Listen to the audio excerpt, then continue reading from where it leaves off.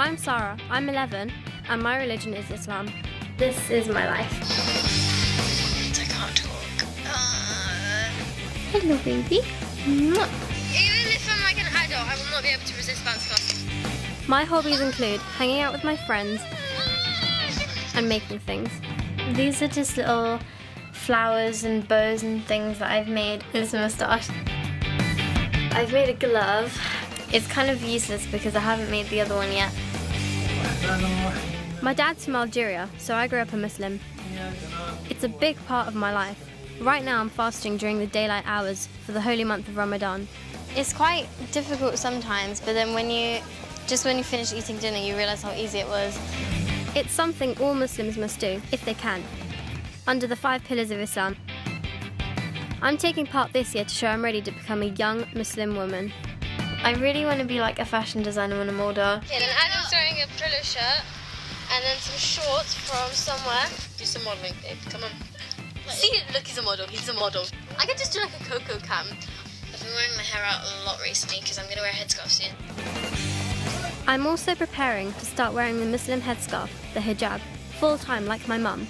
No, I don't want a cream one, I don't think. It's going to be a big change for me, but it feels right as I devote myself more to my faith. Who invented knotted up hair? Probably God. So yeah, maybe I should go now. Bye.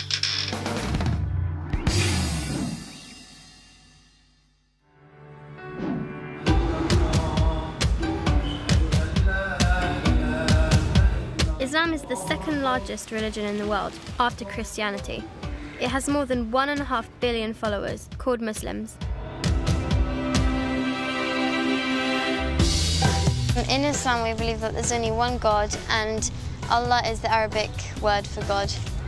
Muslims believe that God revealed his holy scriptures to a prophet on earth, and his words are recorded in the Quran.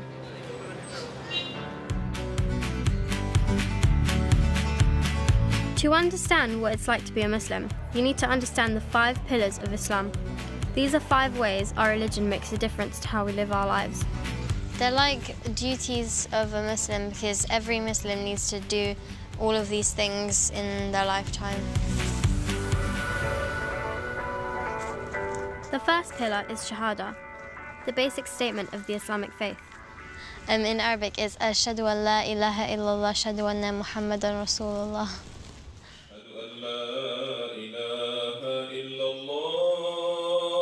I bear witness that Allah is the one and only God and Muhammad is his messenger. It's really important to believe in the words that you say because it's just like the declaration of becoming a Muslim. The second is Salah, the 5 set times during the day when Muslims must pray. The first prayer happens before sunrise. The last one is between sunset and midnight. You're not expected to do all 5 prayers until you're 12, but I like to try. I've decided to start doing them already because it's good for practice for when I'm an adult, so it's not a complete shock. I've prayed the early one quite a few times, but I haven't started doing it every day yet, but I'm going to soon. The third pillar of Islam is zakah, which means giving money, usually to charity. Muslims must give away 2.5% of their savings every year. Millions of pounds are given by UK Muslims to help needy people all over the world. It's a really important thing in our religion because some people don't have as much money as us and some people don't have food and water, and it's important to give them money to do that. The fourth pillar of Islam is called Sawm. It means to fast during daylight hours for the month of Ramadan. It's not just about eating and drinking, it's also about being a little bit more spiritual because I know definitely me, I'm always snacking on food, and then when you don't eat food it just helps you stop thinking about that and just being a bit more spiritual.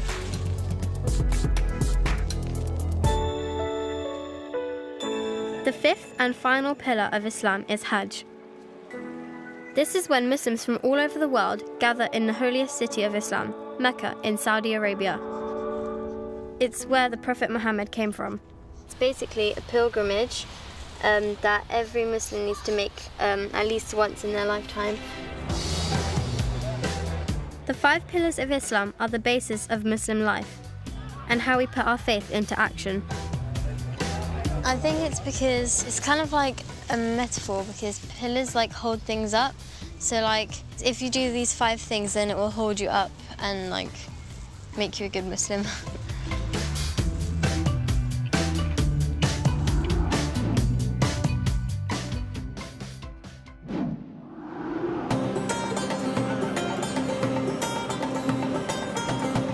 The Hajj is a pilgrimage all Muslims are expected to do once in their life, if they can. Every year, more than 3 million Muslims make the journey to Mecca, in Saudi Arabia, to praise God, or Allah, together.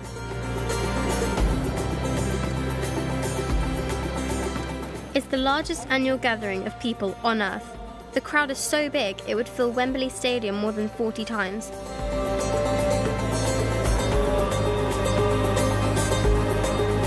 Mecca is so special because it's the place where the Prophet Muhammad was born and received his first message from God. It's such a holy place, only Muslims are allowed in. My family is saving up for the Hajj, and I want to find out more about what it's like. So I'm meeting Mary Batul Al-Torma, a tour guide for Muslim pilgrims from the UK. Assalamu alaikum, Sarah.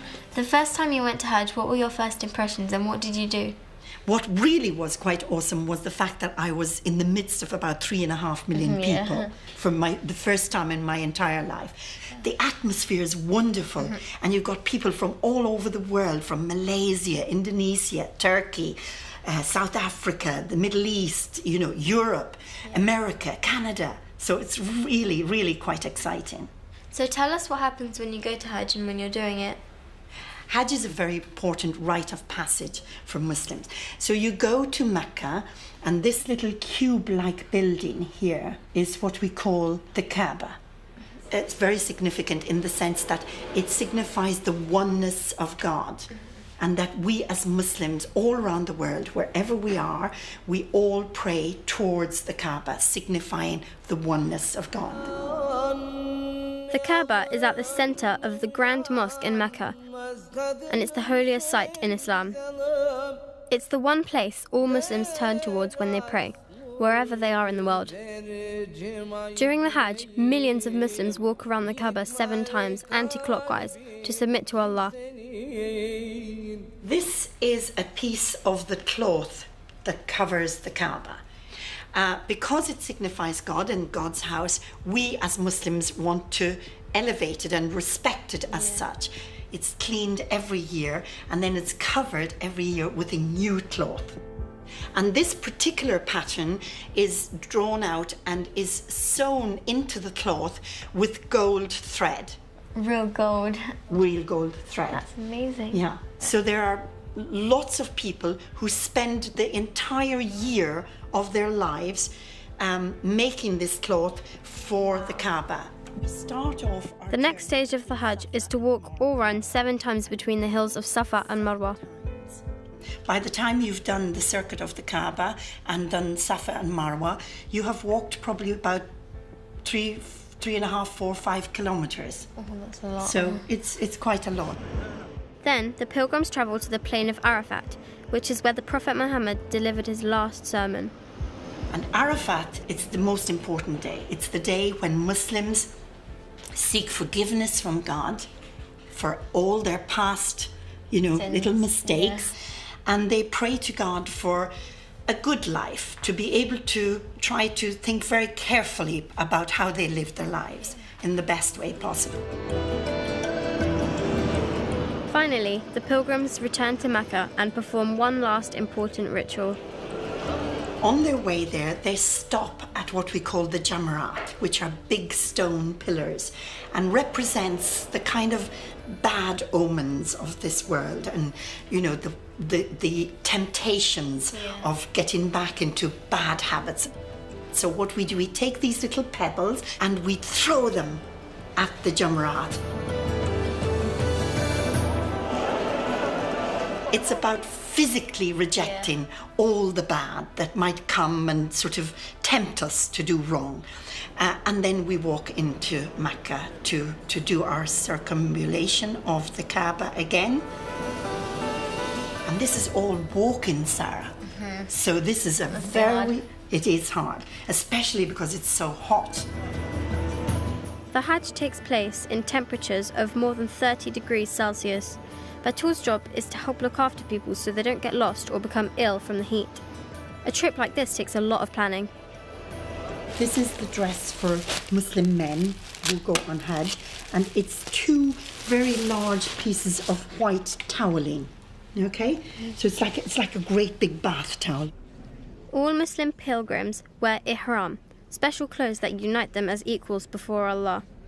They put one part of this around their waist, and then they pop the other one around the top part of their body and their shoulders. And what do the women wear? The women wear usually just one straight, loose kind of dress. It can be any colour. Lots of women like to wear white because the men wear white, but it can be any colour. As long as they're covered and they maintain their respect, that's all they're asked to do. The Hajj pilgrimage is one of the best things you can do as a Muslim. Every Muslim dreams of going. I think Hajj is going to be a really spiritual thing to do. The fact that you see like 3.5 million people, that's quite overwhelming. It would be a really spiritual moment, and I would really enjoy it.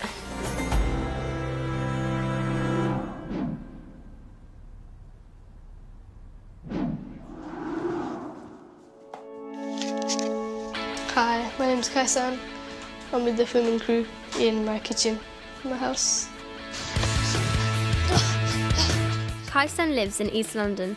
He and his mate Naeem try to live by the teachings of the Muslim holy book, the Quran. This is my best mate Naeem. Hey, I'm Naeem and I love football. We do a lot of stuff together, we play together, we do our work together. They're 12 years old and have been learning the Quran for more than 5 years. Naeem has memorized about 14 chapters. That's almost half, and it's all in Arabic. Well done, you only got like one mistake here, so that's all you just had to fix. Muslims believe God has sent many messengers to people over the centuries to guide us and teach us how to follow the one true God. Muhammad was the last and final prophet. Muhammad was a spiritual man who lived in Mecca more than 1,400 years ago. One night he was meditating in a cave on the mountains when he was visited by the angel Gabriel, also known as Jibril, who began to reveal messages from Allah.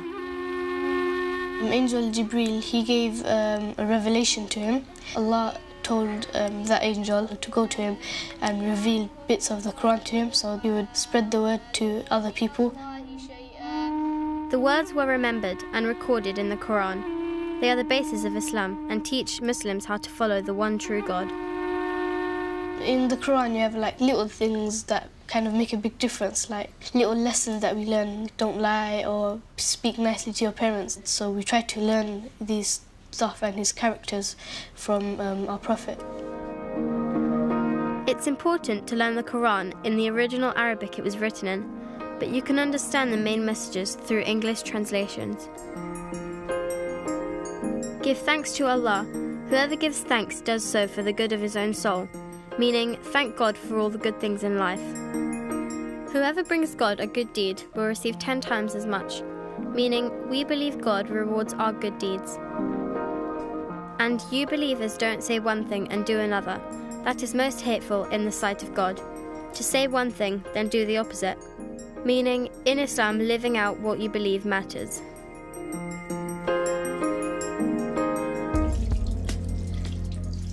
You must be clean to handle the Quran, and out of respect, never leave the Quran on the floor.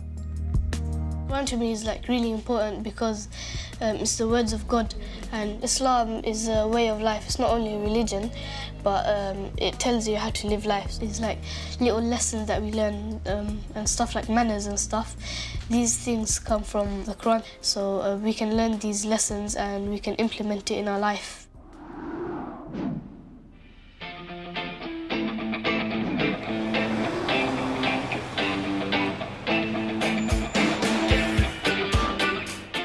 3-year-old Kaisan goes to the East London Mosque with his dad. A mosque, or in Arabic, masjid, is a Muslim place of worship. Every year, 1.6 million people come here to pray, study, or just hang out and learn more about Islam. During holy times like Ramadan, some Muslims even sleep here. Muslims, male and female, they go to pray 5 times a day.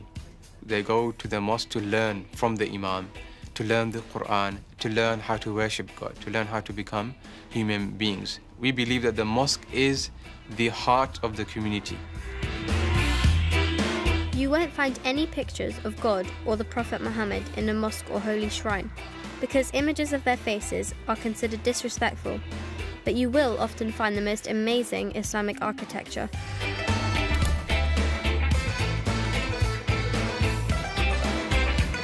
Mosques are so important they're even mentioned in the Muslim holy book, the Quran.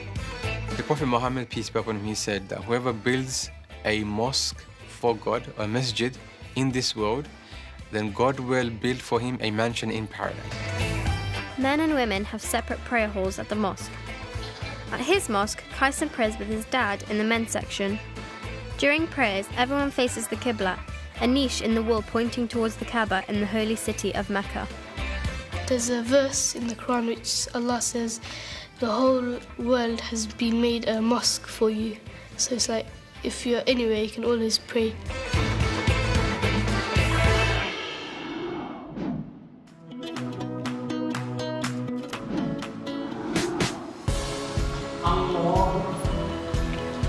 At 12, Kaisan's old enough to perform Salah, the Muslim prayer ritual, 5 times a day. Like all Muslims, before he prays or touches the Muslim holy book, the Quran, he makes sure he's clean. This is the washing ritual, wudu. So first, you turn on the tap and you would wash your right hand 3 times up to the wrist, and then your left 3 times up to the wrist. You then gurgle some water in your mouth 3 times. You then sniff some water in your nose.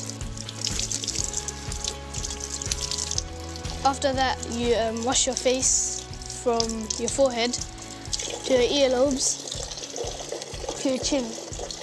You wash your arms until your elbow, your right hand first, then your left hand 3 times.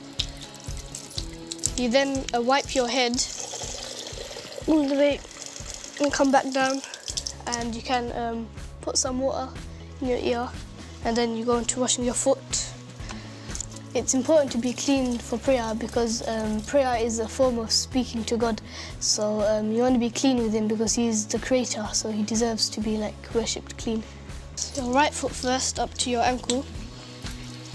Make sure that the water touches in between your toes and your ankle. You are now ready to pray or to do other certain acts of worship where you need to be purified.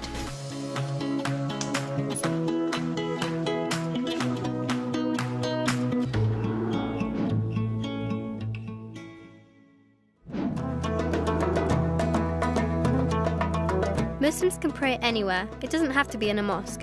But no matter where you are in the world, you always face towards the same place, the Kaaba in the city of Mecca in Saudi Arabia. You just have to know which direction it's in.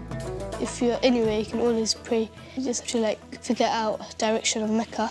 So you put a compass on the floor and check how many degrees it is.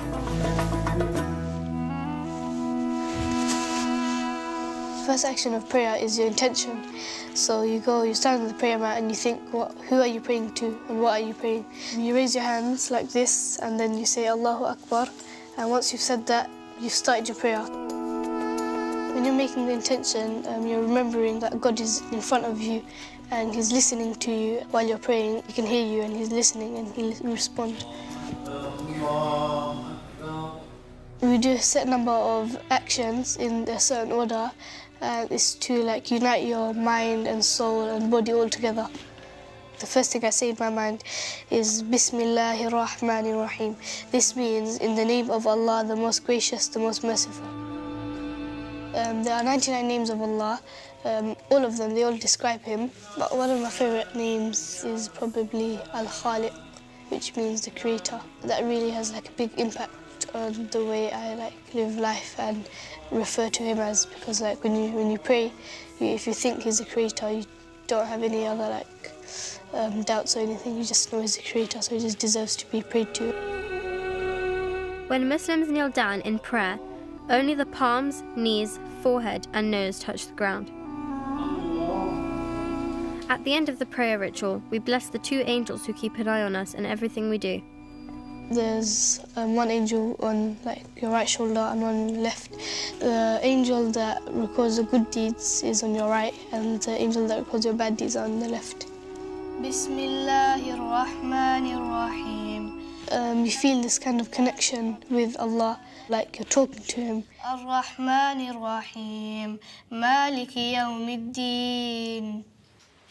The morning prayer is really early in the morning, so that can get a bit tiring, but you shouldn't think, oh, now it's prayer time. You should think, like, yes, it's prayer time, so now I can pray.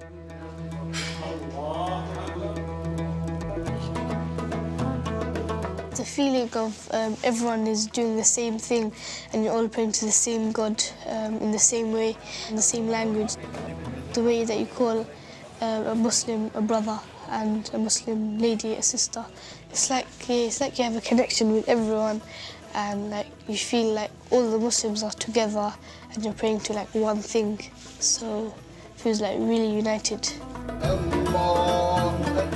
The prayer ritual is over 1,400 years old. It's repeated 5 times a day by millions of Muslims like Kaisan all over the world.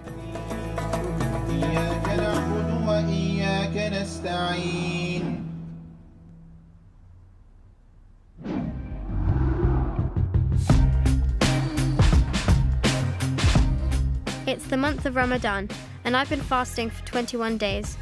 That means no food or water during daylight hours. This is one of the 5 pillars of Islam, so Muslims must do it if they can. The whole point of fasting is so that you stop thinking about things like food and then you be a bit more spiritual. Fasting is supposed to teach us self-discipline and to remind us to think about other people around the world who are too poor to afford food. I'm always snacking on things, and when you don't eat food, it just like makes you realise how other people feel when the people who don't have food. I don't have to fast until I'm a bit older, but this year I've been practicing to show my devotion to God and my religion. When Ramadan falls in summer, the days are really long. This year we can't eat until 9 o'clock at night. This is shorba. It's a soup from Algeria. My dad is from. Algeria? Yes, tradition. They always have shorba during Ramadan. Okay, can you pass me the chicken, please? Thank you. We're going to put them in a bit. How many days have we fasted so far? 20-something. So all these days fasting, your stomach tends to shrink. And even though you feel, oh, I'm going to eat this, I'm going to eat that, Yeah. I can't wait for this, I can't wait for that, you can't really eat that much.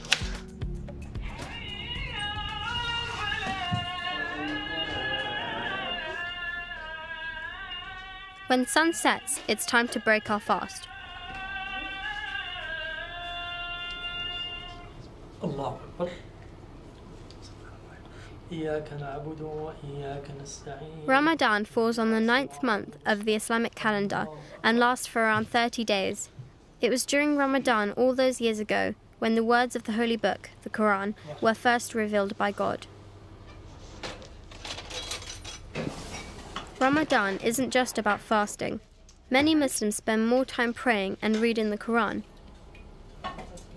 and almost all try to give up bad habits. The end of Ramadan is marked with one of the most holy festivals of the year.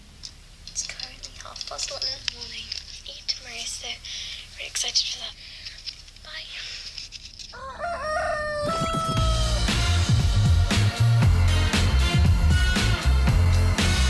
At Eid al-Fitr, Muslims all over the world get together to pray and party, like at these festivals in London. We're here today celebrating a Muslim celebration called Eid. The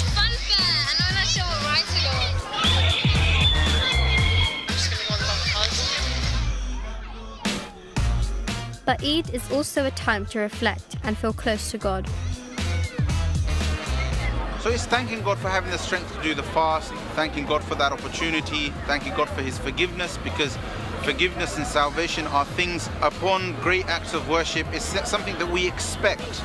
The most profound form of gratitude to God is prayer, right? So we begin our gratitude with prayer. And the rest of the day, it's about family, you know, it's about eating lots of food, especially in the Eid al-Fitr one after a month of hunger, right?